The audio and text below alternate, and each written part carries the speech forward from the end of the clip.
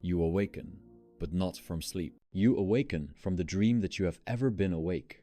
There is a silence that waits behind every human gesture, the pause before thought, the faint ache that no desire can fill. It speaks without words. You are not the master of your life. You are its witness, bound to the wheel that turns without your consent. Every habit you name, every indulgence, every repetition is the movement of a deeper force, one that does not consult your reason, nor require your permission. You call it weakness. It calls itself will. The will is the oldest hunger. It has no object, no direction, only motion. Like a blind animal gnawing at itself, it persists because it cannot do otherwise. Out of its restlessness you were born. Through its restlessness you move. Into its restlessness you will return. What you call bad habit is not an error to be corrected. It is the visible scar of this invisible tyranny. A pattern, looping endlessly through flesh and thought alike. The same music playing in different rooms of the mind. You reach for the cup, the scroll, the word, the promise. You reach because you must. There is no why in this gesture, only the ancient rhythm of wanting. You may decorate it with stories of choice, of change, of willpower. But beneath the words, the current moves, indifferent to your vows. We say, I will stop. But who is this I? Is it not the same mouth that once said, I will begin? Both voices belong to the same hunger, wearing different masks. The mind believes it governs the hand, but the hand knows better. The pulse rises before the thought appears. The nerve fires before the vow is formed. And when the deed is done, the thought arrives only to claim authorship of what it never caused. This is the humiliation of consciousness to witness what one cannot command. The world celebrates control, discipline, improvement. It praises the man who bends himself into a better shape. Yet beneath every act of self-control hides the same will, only redirected. The abstinent man is intoxicated by abstinence. The conqueror of appetite feeds upon the pleasure of conquest. Nothing has changed except the flavor of his servitude. The illusion of mastery is the will's cleverest disguise. It whispers, you are growing, but it means only, you are still moving in circles. You do not have bad habits. You are the habit, the repetition of wanting. The creature of compulsion that calls itself human, the will in the shape of a person, playing at freedom. What then is change? Only a new choreography of the same disease. One stops drinking, but begins confessing. One ends desire, but begins pride in its ending. The wheel turns, the masks change, the actor remains unseen. You call this life. The will calls it survival. And yet you feel it, don't you? The exhaustion that comes not from labor, but from being pulled by something that never sleeps. That quiet despair of wanting to stop wanting. The body obeys because it must. The mind justifies because it fears meaninglessness. Between them, the soul flickers aware of its captivity, yet powerless to escape it. The more you try to improve, the deeper the chain sinks. For every effort to rise is an act of wanting, and every wanting feeds the will. You do not leave the prison, you rearrange its walls. The mirror does not flatter, it reflects. It shows the same eyes that once vowed to be free, now pleading for another distraction. You despise your habits, not because they harm you, but because they reveal you. Each repetition is a confession, each craving a sermon from the will to its servant. The human being is not born free, nor does he die free. Between those two illusions, he oscillates from craving to boredom, from effort to exhaustion, from self-loathing to brief ecstasy. Pleasure is the will's bait, pain its whip. Between the two, you dance, thinking yourself alive. You say, I can change. The will smiles. It has heard this before, from countless mouths, through countless lives. It does not argue, it waits. For even your resolve to change is still its movement, another way it keeps you turning. Freedom is the word you give to the momentary pause between cravings. It feels like choice, because it is rare, but it is not yours. It is the stillness between waves, soon broken by another surge of wanting. And so, the mirror reflects endlessly, the same gestures, the same excuses, the same hope that this time things will be different. But hope itself is a habit. It is the will pretending to look forward while devouring the present. To see this clearly is painful, but clarity is the only relief left to the condemned. There is no redemption in this vision, only understanding, and in understanding, the first faint taste of silence. You do not awaken by changing what you do. You awaken by seeing what you are, the echo of an endless hunger, masquerading as a person. The mirror waits, the will watches, and somewhere within that reflection, the faint possibility of seeing without moving stirs like a candle flickering in windless air. Not hope, not peace, only awareness, cold, still, mercifully real. The silence after awareness is not peace. It is the beginning of dissection. Once the illusion of control dissolves, one stands before the organism of suffering itself, intricate, ancient, relentless. The will reveals its anatomy, and each fiber throbs with necessity. Nothing moves without pain. Nothing rests without longing. Suffering is not a visitor here. It is the foundation upon which existence builds its house. It does not enter from outside, it breathes through us, sustains us, defines us. Pleasure is only its brief disguise, a fleeting anesthesia between convulsions. The first pulse of the infant is not joy, but hunger. The first cry is not expression, but protest. The body enters the world already demanding, already enslaved, to a need it never chose. Desire is the wound from which life bleeds. Each craving is the will announcing that it still lives, still unsatisfied, still unwilling to stop. And so long as the heart beats, the wound remains open. You call your longings dreams, your persistence strength. But behind these bright names lies the same compulsion, the will refusing silence. The creature feeds, mates, builds, and worships. All gestures of the same unrest. Every satisfaction dissolves the instant it is achieved, replaced by the next necessity. The body rests only to resume its endless begging. And yet you admire the striving, you call it virtue. You mistake motion for meaning. But there is no end to this chain of becoming. There is only the fatigue of continuity. The will is the axis around which all torment turns. It does not ask whether its striving is worth the agony. It only continues because it cannot do otherwise. Its hunger is its essence. The intellect, poor servant of this blind master, is called upon to justify the pain. It invents narratives, goals, ideals, decorations, to make the cage appear celestial. It says, I suffer for love, for purpose, for destiny. But the will laughs, for it knows it would suffer for anything or nothing at all, so long as it could continue. The saint renounces the world, yet even renunciation burns with the same fever. The will has only changed costume. It now craves purity instead of pleasure. The philosopher dissects the will, yet secretly feeds upon the pleasure of seeing through it. The will has made insight its new opiate. You cannot flee what you are made of. The body itself is the architecture of compulsion. Each nerve a messenger of need. Each heartbeat a reminder that peace is impossible while the heart still moves. The organism does not seek rest. It seeks continuation, and continuation is suffering. The will whispers, live, but its meaning is, never be satisfied. You call this life. The wise call it bondage. Even the moments of calm, those rare interludes between desires, are not true peace. They are the will catching its breath, preparing the next command. A lull in the storm mistaken for dawn. There is no equilibrium, only oscillation between hunger and boredom, between the torment of wanting and the torment of having. Pleasure fades into indifference. Indifference decays into yearning. The pendulum swings, the will smiles. How subtly the trap is built. You imagine your habits as enemies, things that attack you, but they are the truest mirrors of your essence. Each repetition is the will's way of declaring itself immortal. You may call your routine destructive, yet beneath its ruinous surface lies devotion, devotion to motion, to feeling, to the certainty of continuity. Even pain, when familiar, becomes a comfort. The body would rather ache than face nothingness. Look closely at your habits. Each is a small altar where you worship the will. You light its candles with your time, offer your attention as prayer. You bow not from faith, but from the exhaustion of being unable not to. You think of liberation, but liberation would mean the death of desire. And who can will that sincerely? The will cannot will its own extinction. It will promise it, sing hymns to it, even act it out in ritual, but always secretly hopes to survive the execution. This is the tragedy hidden within every self-denial. The ascetic seeks peace by fleeing pleasure, yet his very flight is fueled by the will's last ambition to end itself while still existing to witness the end. How perfectly circular it all is.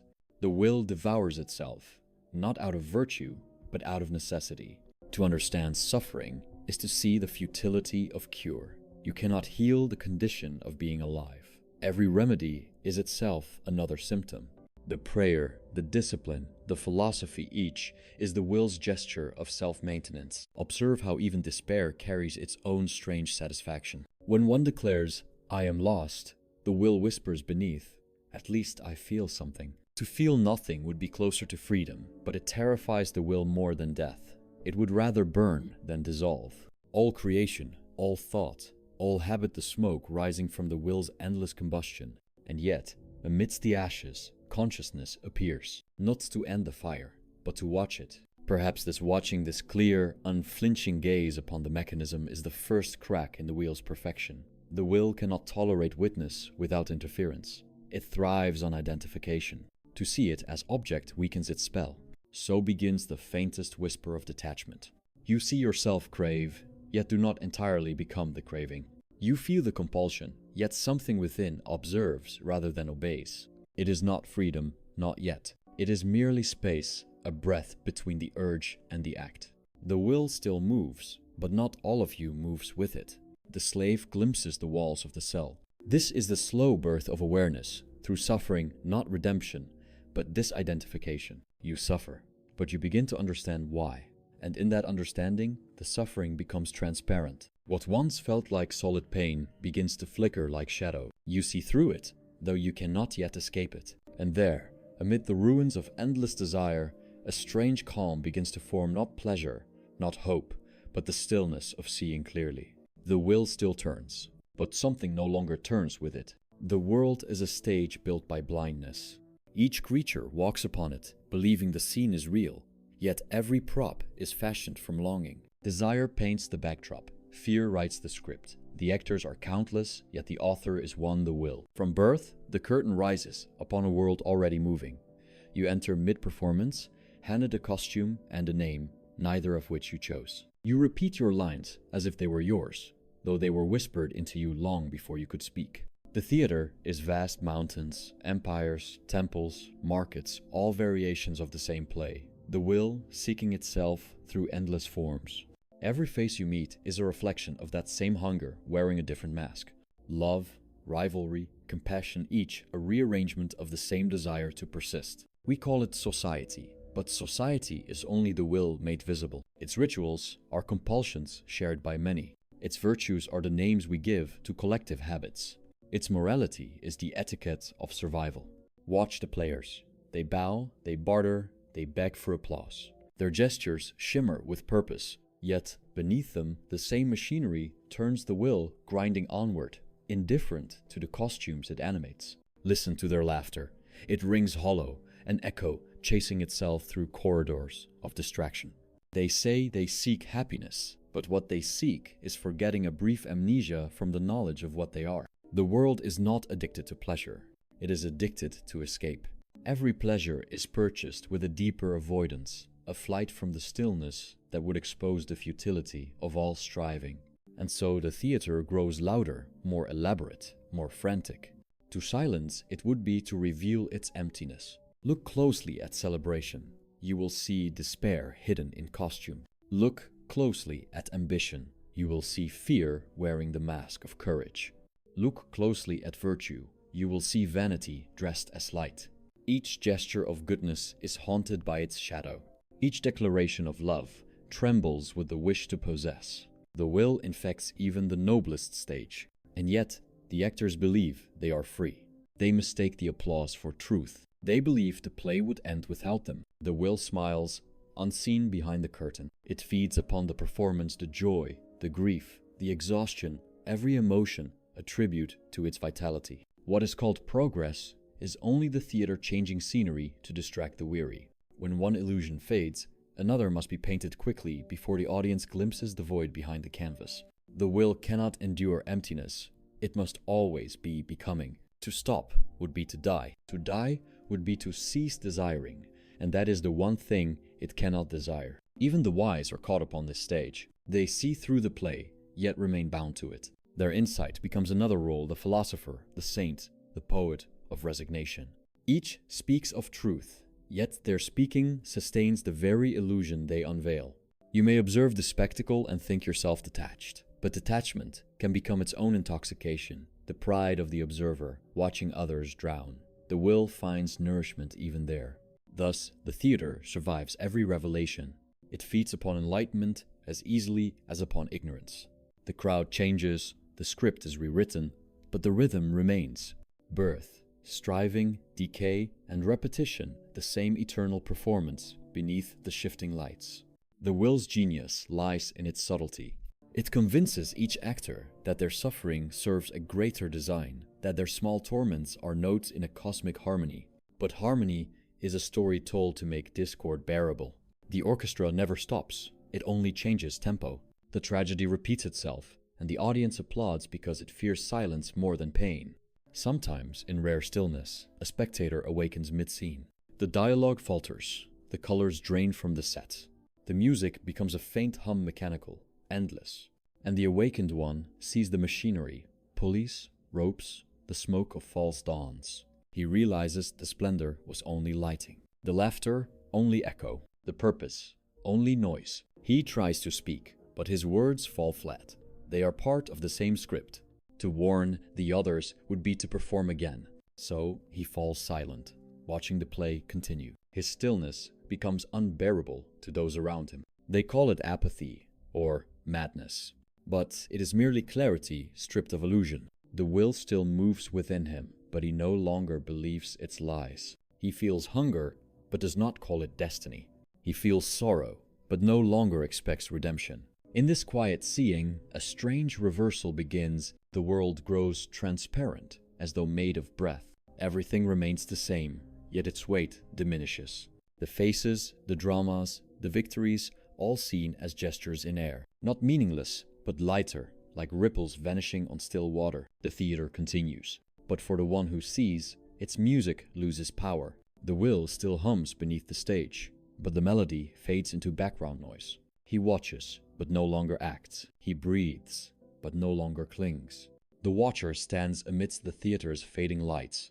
The crowd still applauds, though the music has lost its meaning. It is habit now, applause without conviction, devotion without faith. The will feeds on rhythm, not truth. So long as something moves, it survives. You see the dancers continue, their gestures mechanical, their faces painted in borrowed ecstasy. They smile with the exhaustion of those who can no longer remember why they began. Their beauty is tragic, the beauty of motion unaware of its futility. The theater begins to fold in on itself. Scenes repeat. Words lose coherence. Desire has eaten through the script. Yet the audience remains, transfixed by repetition. They find comfort in its familiarity. They would rather watch the same tragedy forever than endure a moment of nothing. Nothing terrifies the will more than the absence of becoming. To the watcher, this nothing no longer appears as threat, but as rest, the silence behind all sound. It has no color, no promise, no pain, only stillness. It is the forbidden opposite of life's fever. He feels the temptation of it, not as death, but as truth. The will trembles. It senses betrayal. For if the actor ceases to believe in the play, what sustains the theater? If the watcher ceases to want, what sustains the world? You can see it, the stage lights flickering, the painted heavens peeling, the false dawn dimming into gray. The machinery groans, the illusion weakens. Yet the actors continue to move, driven by inertia, by memory, by the echo of wanting. They recite their lines not out of conviction, but habit, the purest form of servitude. Habit is the will's immortality. Through it, the world renews its suffering. The watcher sees this with a sorrow beyond grief, the sorrow of comprehension. He does not pity the actors, for he knows he is one of them. He too has worn the masks, uttered the lines, sought applause in the void. His detachment is not superiority, but fatigue. To see the truth is to be too tired for illusions. The will continues, but now its movements appear absurd, like a puppet dancing after its strings have been cut. The watcher feels a faint compassion for all things. Not love, not sympathy, something quieter. He sees that every creature is caught in the same unseen machinery, each grinding against the same invisible gears.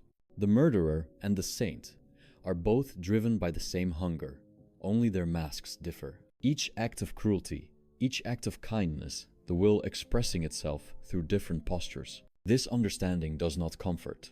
It dissolves judgment, and with judgment, meaning Everything becomes level equally tragic, equally necessary. The theater collapses further. The curtains fall like exhausted wings. Beneath them, only dust and echoes remain. And in the dust, the watcher sees himself another fragment of the play, fading with it. He realizes that the will does not dwell outside him. It is his very being. To curse it would be to curse himself. To flee, it would be to flee existence. There is no outside, only the stage. This is the deepest despair, to know that even awareness is not escape, that the will continues through the one who sees it. Understanding does not kill the fire. It only allows you to watch the burning with open eyes. Yet, in this naked vision, something shifts, not victory, not hope, but quiet surrender. The watcher no longer resists the theater. He lets the scenes unfold, but without attachment. He does not applaud, nor does he flee. He remains.